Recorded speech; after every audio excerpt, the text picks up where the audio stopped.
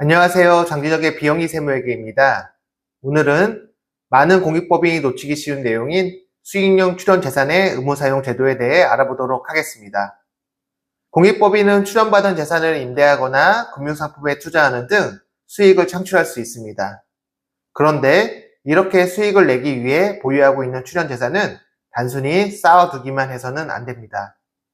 일정 규모 이상의 공익법인은 매년 일정 금액 이상을 직접 공익목적 사업에 사용해야 하는 의무가 있기 때문입니다. 오늘은 누가 대상인지, 얼마를 사용해야 하는지, 그리고 지키지 않으면 어떤 불이익이 있는지까지 쉽게 설명드리겠습니다. 첫 번째, 어떤 공익법인이 대상일까요? 모든 공익법인이 해당되는 것은 아닙니다. 다음 세 가지 중 하나에 해당하면 의무사용 대상이 될 수 있습니다. 첫째, 사업연도 말 기준 총 자산이 5억 원 이상인 공익법인입니다. 둘째, 총 자산이 5억 미만이라도 수익금액과 출연받은 재산의 합계가 3억 원 이상인 경우입니다. 셋째, 동일한 내국법인의 의결권이 있는 주식을 5% 초과하여 보유한 공익법인입니다. 따라서 공익법인은 자산 규모뿐 아니라 주식 보유 현황도 함께 관리해야 합니다. 두 번째, 얼마나 사용해야 할까요? 의무사용 대상이라면 계산은 매우 간단합니다. 출연 재산가액의 1% 이상을 직접 공익목적 사업에 사용하면 됩니다. 예를 들어 보겠습니다. 출연 재산가액이 100억 원이라면 매년 최소 1억 원 이상을 장학사업이나 복지사업 등 정관에 정해진 공익목적 사업에 직접 사용해야 합니다. 여기서 중요한 점은 계산 기준이 출연 재산가액이라는 것입니다. 세 번째, 출연재산가액은 어떻게 계산할까요? 많은 분들이 처음 출연받은 금액만 생각하시는데 그렇지 않습니다. 출연재산가액은 직전 사업연도 말 재무제표를 기준으로 계산합니다. 기본적으로 수익령 또는 수익사업용 재산의 총 자산에서 부채와 당기순이익을 차감하여 계산합니다. 즉, 재무상태표와 운용성과표를 함께 검토해야 정확한 금액을 계산할 수 있습니다. 네 번째, 어떤 지출이 인정될까요? 여기서 실무상 가장 많이 실수하는 부분입니다. 공익법인이 지출했다고 해서 모든 비용이 의무사용 금액으로 인정되는 것은 아닙니다. 예를 들어 장학재단이라면 실제 장학금을 지급한 금액은 인정됩니다.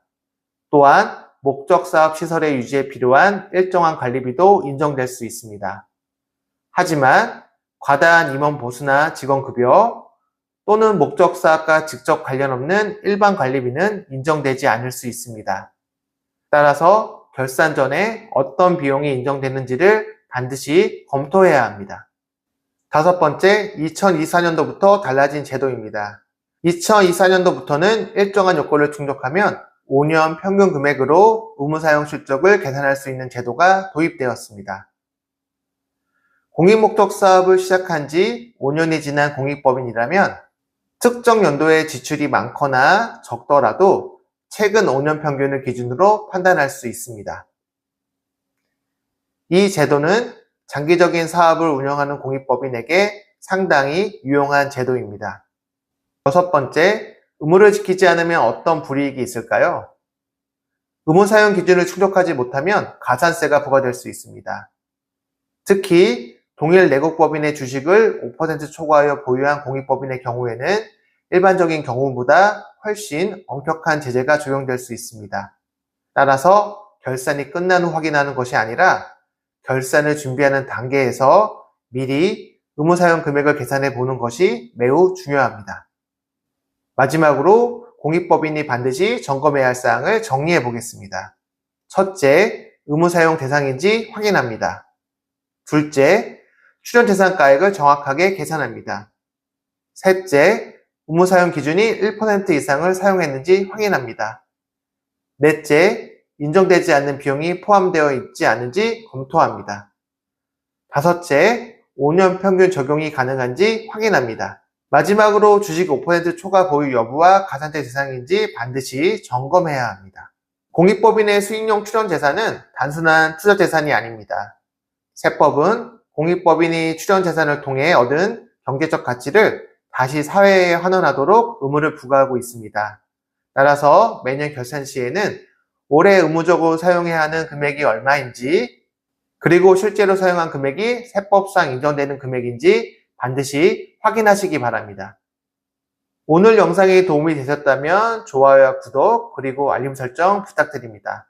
다음 시간에 뵙겠습니다. 감사합니다.